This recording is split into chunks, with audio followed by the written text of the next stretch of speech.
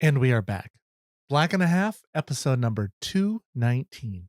Hello, everybody, and welcome to this dual broadcast of You're Watching a Movie with Silas Lindenstein and Black and a Half. I am your host, Silas Lindenstein. Today, I've got another simulcast for you. I am joined by the writer and director of the new film Wild-Eyed and Wicked, G.S. Foxworth, along with two cast members from that movie, Michael Sommers and Stefanie Estes. So they joined me and to discuss about the film. We talked about horror in general, why they like horror, why they want to scare me with this film, touch in a little bit why you should go see this film, Wild-Eyed and Wicked. And then I asked all of them the world famous 7 questions, and I got some of the most creative answers I've ever had in this edition. In this edition, you will hear those funny answers. Let me tell you a little about the film. Wild-Eyed and Wicked is being released by Gravitas Ventures across North America, June 11th, on TV on demand, Amazon Prime, on demand cable, everywhere it's going to be, right? Description: Wild-Eyed and Wicked follows Lily Pierce, played by Molly Kuntz, in her attempt to strike back at the medieval creature that's haunted her family for generations. She must reconnect with her estranged father, Gregory, and a disgraced history professor, and learn how to draw upon a time of steel and blade when armor-clad knights rode out and dueled monsters to the death. Lily's therapist and girlfriend attempt to help Lily navigate the childhood loss of her mother, Sylvia. They encourage Lily on an anniversary of her mother's death to accept her father's invitation to visit him on the farm where Lily grew up. It's a horror film. I don't want to give you too much about it because I think there's a lot of surprises in it, but it had some really great moments in this film that I think you should check out. But mostly you should check out this interview and learn about them. And I think when you listen to the interview, that'll make you decide I should check out this movie. Or maybe you'll listen to it and go, maybe I won't. But I don't think so. That's not how I feel. Not in my heart. Anyway, that's what we got for you today. Doing more of these dual casts, getting them on both episodes. Gotta get those numbers up here, right? Of episodes. So always happy to have movie, film related guests on this You're Watching a Movie podcast. And then on Black and a Half, having a mix of whoever fascinates me. And they don't have to just be making movies, right? So but over here on You're Watching a Movie, you'll only get the film, television type people. So make sure you're subscribed to both of them is my point. Okay. So I want to know what you thought at the end of this. It's going to cut out, and I want you to tell me if you like this interview, if you what you think of their 7 questions. I kind of want to know what your answers to some of the 7 questions are. Let's see. Today, tell me what game do you like to play, or what game do you love, as I phrase it there. Tell me in the comments, whether you're watching on YouTube or on the website, podcasting, wherever you're listening to this. Anyway, I want to thank you for watching and thank you for listening. And I want you to sit back, relax, open your hearts, and open your ear holes and listen to 7 questions with the talent from Wild-Eyed and Wicked. Welcome. My name is Silas Lindenstein. I'm here out of Seattle, Washington. It's beautiful. Yeah, it's lovely in the theater here. This records for 2 shows. One is Black and a Half, the longest running comedy podcast in Seattle, probably. And for You're Watching a Movie, that with Silas Lindenstein, that's my review and movie discussion strictly podcast. So I do 2 here. So you're on 2. Wow.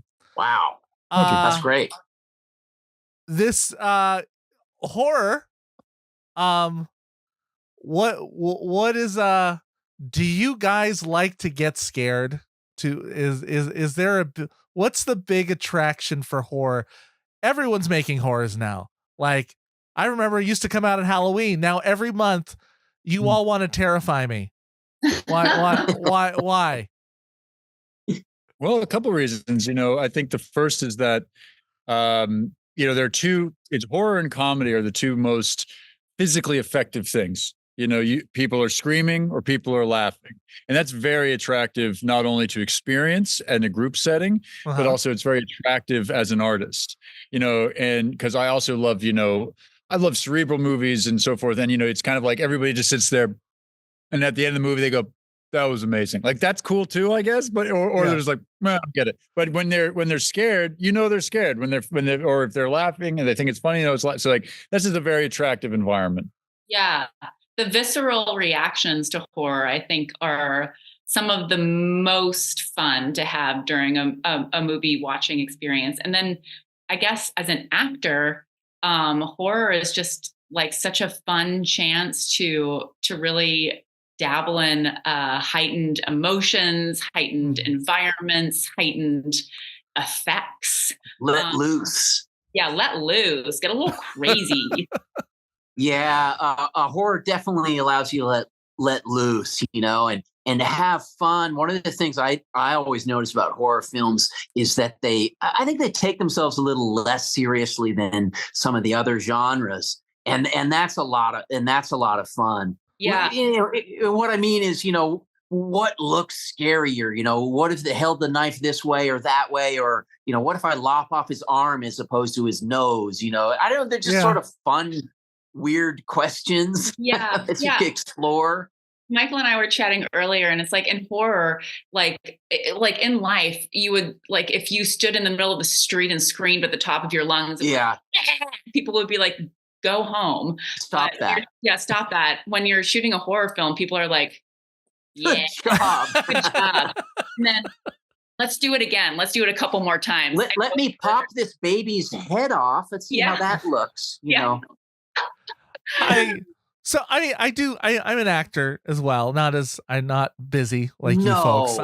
You're joking with us. A short it shows. 48 hour film projects is kind of my most work, and occasional goat wrangling on a commercial. But I've done more, and since doing this podcast, I used to watch one horror a year, maybe, and now I'm in horrors. I used to say, like, no, I'm not into horrors, but now I'm actually in horrors, like films, and now I'm always watching because they do come up with cool concepts that I'm like, oh, I want to check that out, and it's interesting watching with the audience to, like, okay, do you feel like, how often do you feel like you got, I don't know, Gordon, maybe, like, when you come up with a good kill or whatever in the film, do you think you're pretty in tune with what the audiences they're going to react there? Or, like, has anything in screenings for this, have you been surprised at any moments in the film of that the audience, like, either thought was funny that you didn't, or I don't know, shocking? Sure. There are you in sync with the audience here, or was there any surprises for this one? Okay. Oh yeah. There's always, every audience is different. Every live audience is different, and we were fortunate. We got to have 2 live screenings at Austin Film Festival, which were both different, but both great. And we won the audience award there for our category, which was lovely. But sneaky plug, I guess, on spontaneous. Yeah. Spontaneous. There's the word. Sneaky plug. And then we had a great screening at Dances with Films. Then there was, a private screening. I know that Stephanie, I think you got to go to. Yeah. And we also did a cast and crew screening, and every single time it was different. And I screened it a ton at my house just for people here, different every time. And so people scream at different things, people laugh at different things. You have so much variety. but yeah, but your question about, do I sit around kind of like, I think of a good kill. Well, I think of like thinking of good kills is probably a bit more like, slashery focused. This one, and, for me, it's thinking about, anytime like I feel a fear reaction is a physical reaction, like right along the back of the neck. Mm-hmm. And so when I, think of something or read something or see something that triggers that reaction, I always analyze it, because when you have physical reactions like that, it's very interesting. It's actually it's like along some of the same place of like the nerve lengths on the back of the spine, similar to where you can feel an ASMR reaction, which is interesting. But yeah, that's a tangent. I've probably gone off on a tangent. ASMR, what's that? AMS. Here, let me, since I'm on the computer, I'll get you the actual. It's like I'm on like one of those really fancy podcasts where they're like it up on the computer. AMS. Well, ASMR. When those noises, like the crinkling of paper, and it gets autonomous sensory meridian response. Now, does anybody ever had those reactions in this? Just me? Well, not from videos. Just no, I get that. I think there's even there's pitches that actors will hit, like with certain words. That I remember I was directing this play called Color of Life. A cover of life, and there was a monologue every time this actress hit this one word and just set the tone, like a shiver down the spine, and it didn't matter. And I know it wasn't I knew what was happening. I'd seen it 100 times, right? But like every time they hit that note, it did something to me, and I think that and so mine comes from I know some people, they get it from like people whispering to microphones. That's not for me. But I get it very specifically when someone with a particular pitch of voice is talking to me in a way where there's no other way to say it. The shorthand is I say, I don't matter. The way as I say, it's like my responses and my engagement in the social situation doesn't matter. Like I've had ASMR responses to people, like just ask, like when someone came for like the Census Bureau when I was living in New York City and was just asking me basic questions, and I was just getting like the ASMR reaction on the back of my neck. Wow. Very mysterious. And he's funny is at the end, he was like, I think that's all my questions. In my head, I went, dude, you could ask these all day. You have no idea. Like how you're freaking me out, Census dude. But I like that. I'm analyzing it. I'm a filmmaker. Yeah, exactly. But yeah, anyway, that's a big old tangent. Sorry. But yes, fear reaction. I analyzed that very much so. I think that's really interesting about the actors and performers, and you are one, Silas, who were like, oh my God, this really happened to me. I was like, oh my God, I'm experiencing great grief right now. I'm going to go look in the mirror to see what that looks like. Yeah. And it actually helps. You're like, oh, well, I have at least this this like thing that I can use. It's not just me feeling this horrible pain. At least I can like try and use this in a film someday. Right. I think it's a little more healthy than comedians, though, right? Like comedians where you're like, okay, I'm gonna make this funny later, and I'm gonna hurt me hard. Like, oh, I can't wait to talk about this. I want to give you time to pitch the show for what, because I have some questions that I ask people every time they come on, but I want to. What do you think the draw is for this, for the audiences to come out to this? Besides that, you're winning festivals and such. What do each of you? What's your quick little like? Who mentioned that? I don't know. It must have been spontaneous. Anyway, no. No. The draw, I hope, is for anybody that is interested not only in, because like we have a lot of different genres of work. There's a siren going by. Maybe someone else can answer that question if it gets louder. Anyway, no, but people who are interested, anything medieval iconography, and taking those and having them in the modern day, which is just fun. Have mano a mano, a modern knight. Someone learning to be a knight in the modern day is fun. And also people just want to be scared. People that want to have something that they will have, chew on cerebrally, which is kind of a weird thing to say, but it's like there's a lot of different draws I see coming to this. Yeah. Yeah, I would say it's my favorite type of horror, which is a horror that is grounded in a real, like, emotional drama or trauma, which I think makes it more scary because when you have a horror that's rooted in a reality, um, I feel like you can more easily uh, see it happening to you, you know? And I think like this is like Gordon said, this is a film, like there are very like funny moments in it. There are heartbreaking moments in it. There are terribly scary moments in it. It checks so many boxes in terms of responses from a movie watcher, right? Like I think like that in and of itself is a reason to go see it. You'll laugh, you'll cry, you'll scream. Um, and then hopefully you'll maybe start reevaluating your own personal demons. I think people are going to get a visceral reaction like that thing coming up the back of the neck, and it's going to have to do with their own parents or their parenting. Oh, Like yeah. that's one of the things that I felt there was sort of a taboo being broken in this film in a way with like, I don't want to give anything away, but some of the parents just sort of like acknowledging some of the difficulties of parenthood. Now that's talked about, but that aspect of a parent saying, there's a part of me that's like, I wish you were never born because you like really, changed my life. Yeah. You really screwed things up. Oh, that's the best thing that ever happened to me. Yes, but they might argue is the worst thing too. It certainly affected me a lot. Yeah. And now I'm going to go reach for my sword, that sort of thing. Real dynamic characters, like real dimensional characters that are dealing with real issues, real emotional. I know I really enjoyed like trying to delve into this character, this father who had regrets. And then he's like, what am I going to do with that? Yeah.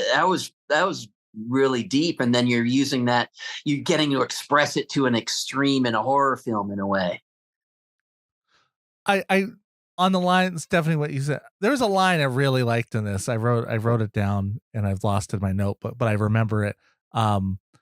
You said, in referencing the nightmares of seeing her mom in a nightmare, she said, well, something like, better to see her in a nightmare than not at all. Yeah. And I was that was like, I heard that. I was like, that took me back. Like, dang. Yeah. That's that hits on levels, and that's in the beginning. So I'm like, you don't know where it's going from there. So, yeah. I think there's some truth to that. You hear that from people, it's like that they don't want to forget sometimes, even when something might have been unpleasant, a person that was unpleasant, but it's a part of your life. There's a lot of ambiguity questions. Yeah. And then Stephanie gets to say that line again in the movie in a scene we won't spoil. Yeah. Yeah. So here I am, Silas Lindenstein, here with the cast members and director of Wild Eyed and Wicked. Wonderful title, also, by the way. I love that title. So here on the first time people come on the show, I have 7 questions that I ask every guest. The Silas Lindenstein's world famous 7 questions. And if you'll indulge me here, we can round robin each one. Start with Stephanie, star of the film. Everyone's a star of the film. Michael too, but in my eyes. So number one. What are you most nerdy about? Most nerdy about? And that doesn't have to be Star Trek. It's what is that thing that you are really into, that you really get into, and maybe know more than others or anyone should. I don't know. Oh my gosh. What am I really nerdy about? This is so embarrassing. At the moment, I'm really nerdy about Taylor Swift. I listen to excellent. all of her music. I'm really into the Tortured Poets Department. I'm like watching her relationship with Travis Kelce very closely. I'm very invested in what happens between them. And I don't care who knows it. I didn't get to go to her concert and I'm torn up about it. Yeah. Wow. Look, my daughter is very nerdy and into her, but also my wife is now currently, that's her hyper focus, is Taylor Swift and learning about her. I don't know how she's captivated me so entirely, but I'm like, what? I need to know what you're doing. Where are you touring next? What's happening in your relationship? Yeah, it's wild. It's really wild. Our family may have won lotto tickets, sort of, to we're going to be going to New Orleans to see her show. Nice. We've wanted to go to New Orleans anyway, and I was like, well, this is a good excuse, a reason to go and bring my daughter in her last before we kick her out of the house, because the hotel costs too much in particular. But I appreciate that. I like a Swiftie. I'm a Swiftie. Michael, we have an extra. No, I sold it, but you could come. Yeah, I'll go. Okay. I'm there. So, Michael, what are you most nerdy about? The history of ideas. I like history, and it's specifically about the history of ideas. And I've found, like, I'm just totally into this guy, David Graeber, right now, who's come out with a couple of really interesting books. And a lot of what he's talking about is, why do we think the way we think today? Where did that come from? And I love it when they're like, yeah, but that's wrong. That sort of thing. And what that means is, like, we have certain assumptions, like the economy must grow, and that came from here, and that came from there, and that came from. That's what I'm nerdy about. That's so cool. Well, thank you, Steffi. So's Taylor Swift. I mean, not really. I mean, yes, but also no. All right, Gordon, what are you most nerdy about? Most the most is hard, but like a few different things, if we're just kind of like, as you said, something you're going to go crazy for, clearly lots of history, definitely sometimes specifically music history, sometimes, modern EDM and all its many different kinds of music. Definitely for me, spirituality, the many different ways spirituality has, myth, and myth and religion, et cetera, across time. There's fascinating stories of early religions, which are sometimes so different from what we think of them now. So yeah, all sorts of things that one can jump into and talk endlessly about. I'm down with those. My brother's a big EDM fan. Cool. Really very cool. I'll see you at the race. He's a DJ. Yeah. Oh yeah. Number 2, Stefanie. Yeah. What's something that you love to eat? Everything. I joke that my favorite food is charcuterie plate. I love a good cheese, and I love a good meat, and I love some olives and like little cornichons on the side. Could eat it all day. Wait, what did you say? Cornichons? Mini pickles. Mini pickles. Oh, is that what they're called? Yeah. The pickle? A cornichon. Yeah. Or you can call them a gherkin. Gherkin. Okay, I've heard that. I thought you were about to say in a Cornish hen, and I'm like, what kind of charcuterie plate are you getting? Yeah, Silas, it's either a hunk of cheese or a Cornish hen for me. All right, Michael, what's something you love to eat?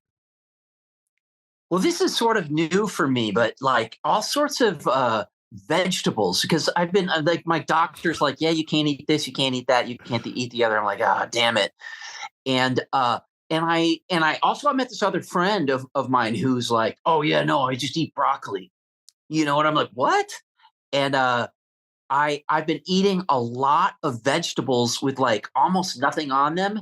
And sometimes they're delicious, and often, not always, but often they've like given me a charge of energy. And I'm like, I didn't know that. Is your body discovering fiber? Is that what's happening? My body is discovering fiber. Yeah. Yeah. I just read something that we should be eating at least like 30 different vegetables a week. That's wild. Wow, that's mean. Think about the poor vegetable families out there. No, what are we doing? 30 different? Yeah. Yeah. I'm going to have to count up because I'm like, do I eat 30 different vegetables? Yeah. I could that's why I'm trying to broaden my vegetable consumption. Me too. Species wise. Yeah. Okay. I like that phrasing. I'm broadening my vegetable species. Yes. It sounds sinister in some way. I'm determined. Yeah. You know, I do put balsamic vinegar and poupon and like Dijon mustard on almost everything. Maybe I should have mentioned that because that's been good. That's good. And that's new and that's brand new. Oh yeah, no, balsamic vinaigrette, balsamic glaze. We buy it like and put that's our hack for everything that like if you want to make it suddenly a little bit better, I'll just drizzle some. My kids do that. Like my 5-year-old would just he's like, "Can I have some balsamic, please?" You know, he loves it. You know, that used to be white sugar. So be happy about that. Used to be white sugar. Yeah. So that's good. All right, Gordon, something that you love to eat. I think maybe loving is sort of a unique thing is that I've been doing more identifying all the things that grow naturally in the woods behind me and in eating those. Sometimes it's kind of fun because it's like things like, we get tons of, garlic mustard, which is like a plant and it kind of tastes like garlic and mustard. So it's sort of fun. Just tasting what's just out there in the woods naturally is sort of fun. And you have to be very careful about it. So lots of plant identification goes into that. So, yeah. So you don't just like be like, oh, that looks tasty, like a bite of tree. You don't. No, it's all like identification. It's anything out of nature. It's like there's something that can heal you, kill you, sustain you, give you stomachache. They can be all growing right next to each other. So yeah, which must have been awful for early humans. But yeah, Michael, since you're new to vegetables, you should know don't eat every mushroom you see. Okay. Thank you for that. What are the glowing red ones? No. No. All right. Stefanie, what's something that you love to drink? I love sparkling water. Love it. Yay. It's like a fun way to hydrate. Okay. And my favorite flavor right now is the Waterloo cherry lime. Very good. Or black. Yeah, I've had those. I like that. All right, Michael? I'm going to be so boring and simple. Water. Straight up, unpasteurized, unfiltered, unflavored water without ice or anything. And if it's from like a stream with like rocks in it, I think instead of ice, I'm going to put rocks in because I like the taste of rocks, apparently. I'm a nut. I know. I'm a nut. That answer got so more interesting. Filtered water's okay, though. It's not everything needs to be as it was. Rocky. Yeah. That's fine. That's fine. E. coli. Yeah. Yeah. Don't knock E. coli. I mean, come on. Okay. Yeah. No, maybe that's bad. Maybe that's bad. Okay. All right, Gordon. Chartreuse. Let's do something interesting. Chartreuse is a floral alcohol that's made by monks in France, and they still guard the recipe. You can get it in most bars, but there's green and yellow chartreuse. It tastes lovely. So that's something. That's my favorite alcohol. Am I the only one that thought chartreuse was a color? Yeah, I was thinking it is also a color. Yeah, but it's it's a famous alcohol. You can you can go get drinks called like the last word is a chartreuse. It's fun, but I still can't get over I have to come back to Michael's answer because it's like, what do you like to drink? Water with rocks in it. It's so boring. They got so interesting. I was like, if this one comes from a stream, I want I want the granite from this stream in my glass. All right. Wait, Gordon, chartreuse is a wine? It's a wine? No, it's like a liquor. Here, I'll do my thing. I'll look it up. It's a liquor. Herbal liquor available in green and yellow, blah, blah, blah. Made by monks since 1737. Wow. And it's still, and they're still the ones that make it, and it's a guarded recipe. So when I Google things, it takes me like 5 minutes. He's like 2 seconds. Well, I got it up because I was looking up the guy you were mentioning earlier, David Graeber. He looks interesting. But yeah, I'm like, bam, I'm right on it. Nice. Wow. All right. Stefanie, what kind of music do you love? Do you have to ask? I feel like I've already answered this. I'm interested in Taylor Swift, but not her life, but I don't care about her music. Yeah, I also love I love Lana Del Rey. I think Gordon and I connected over our love for Lana. And I also love like soul music. Love some good soul. What kind of soul? Mm-hmm. Like I'm really into British soul. I like British soul music a lot. 70s American soul. 70s American soul. Okay. All right. Yeah, into that. At the moment, my music taste fluctuates. Okay. But that's all right. Okay. Michael, what kind of music do you love? I tend to like stuff where it's got a little like unexpected weirdness to it. That is not shocking at all. That's not shocking at all. Yeah, I know that surprised you. To give an example, like some of the jazz musicians that's like a little less concrete. There's this Israeli guy called Avitai Levi, I think, that it's been turning me on. But like Tom Waits is somebody who likes to bring some weirdness to it. But on the flip side of that, I like some rocking ass good dance music like James Brown or Prince. Okay. All right, Gordon. Sure. Well, I definitely mentioned sort of the general fascination with EDM and its many incarnations, but also, yes, Stefanie mentioned Lana Del Rey. Lana Del Rey is my favorite singer and singer-songwriter. I also, but I'm an enormous opera and classical fan, even though the term classical is much too broad. Yeah, there we go. I said I could be nerdy about that. Classical. They call it classical anyway. But yeah, especially and late romantic music, ballets, Wagner, Tchaikovsky, Beethoven, and because again, it makes sense because like a lot of people that start out loving classical music often end up loving EDM because it's just as it's all about layers and so on and so forth. So yeah, that's so interesting. Mm-hmm. Yeah. EDM. I'm googling that later. Yeah. Electronic dance music, which again which is like techno and hard techno, house, deep house, progressive house, et cetera, et cetera. Yeah. Okay. All right, Stefanie, what do you love to create? Compelling and complex characters. Okay, I'm gonna speed it up. Michael. Anything. I like to customize things. So like, I don't like how tall my chair is. So I like to build something that makes it shorter or taller or can lean back. Okay. Oh, that's interesting. I like that. Gordon? Memories. I don't know why you do that. Beautiful. Yeah. You're making one right now, Gordon. Yeah. Good. Yeah. All right. Number 6. What's a game you love to play? Is that me? Yeah, Stefanie. What's a game you love to play? I love the like heads up game that you play on your phone. Oh, okay. Yeah. Have you played that? Oh yeah. Or charades. I love a game of charades. All right, Michael. Well, this is not a real answer, but spin the bottles so I get to kiss the girls. But it's not actually a game. I've just been enjoying a simple card game, which is Gin Rummy. Oh yeah, that's a fun game. Family friendly.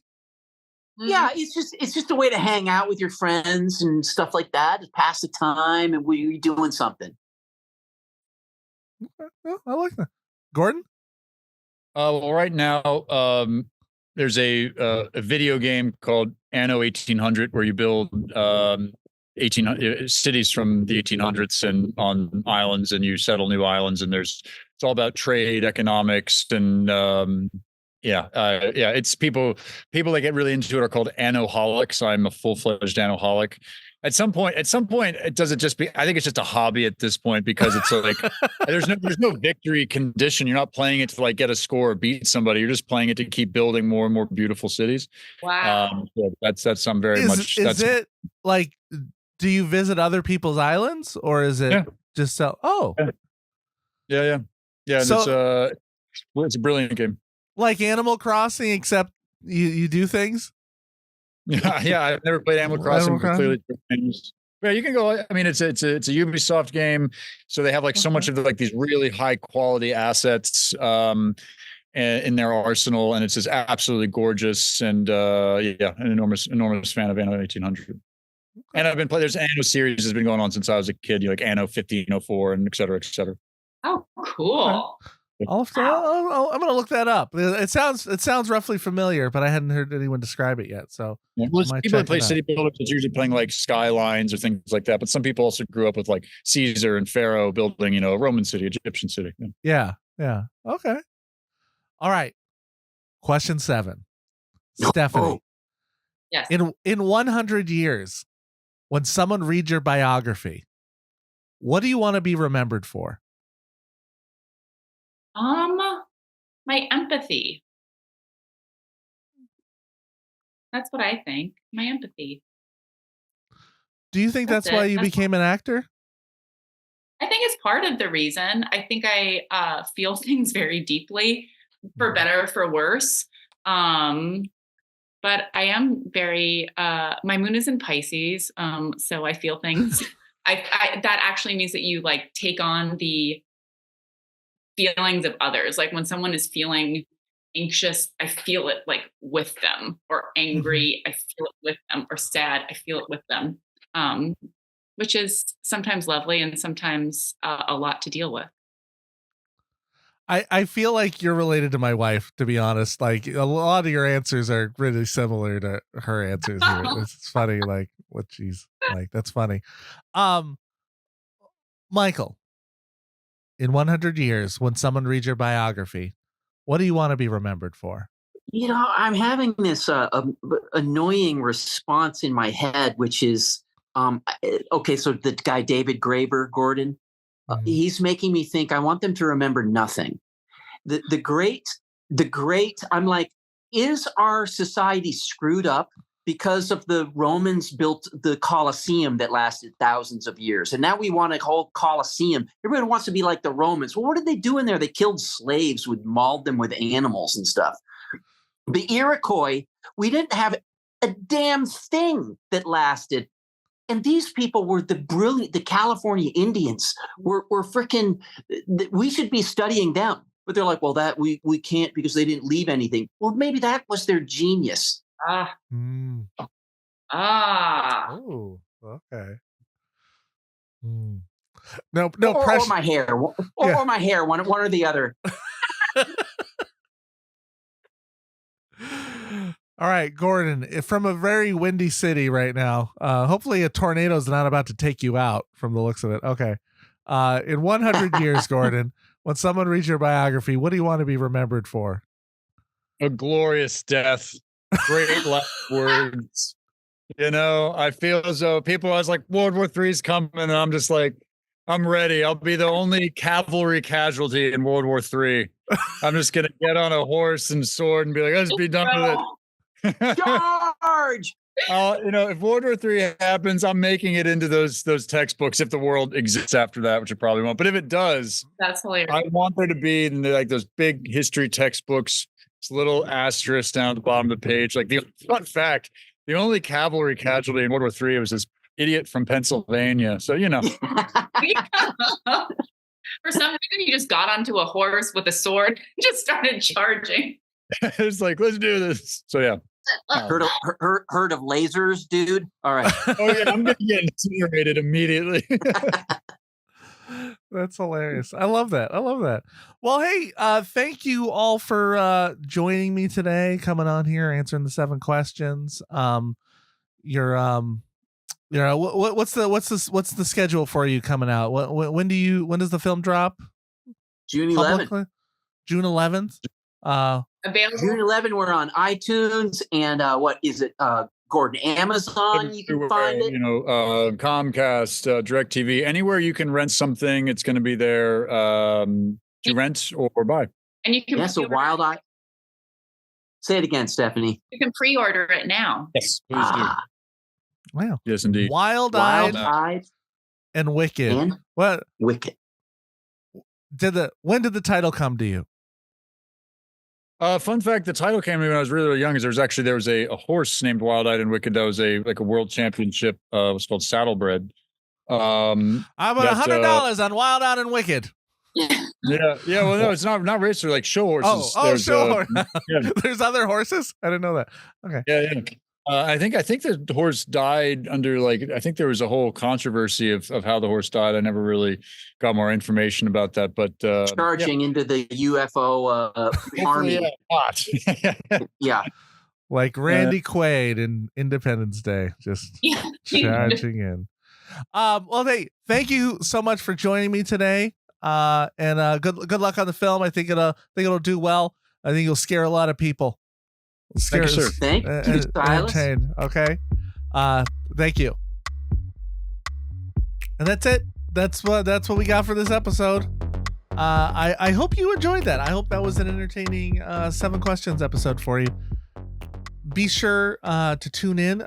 Make sure you've hit the subscribe button so that you can be notified next time an interview drops, or maybe a movie review or a TV review or a discussion. Who knows? There's so many things that you get from this channel, right? Whichever one you're listening to, whether it's you're watching a movie or Black and a Half. So right now, I just want to thank you for subscribing. Thank you for keeping it real, keeping it Black and a Half, and thank you for watching a movie with Silas Lindenstein. We watch plenty stuff for movies, I've been above. Whether big or they small, no, for me don't make a difference. Love them. You're watching a movie with Silas Lindenstein in the theaters, you find this. So go and press play and rewind this. This picture is timeless. Love it, like it, or we lose it, can't find it. And we ain't keen on being reminded. But the film, if it didn't hit, no, gotta lose it. Watch movies with my friends, bringing joy, that's the blueprint. So come on and let's do this. Leave pain behind us and relax your mind. Come watch a movie with Silas. Yeah.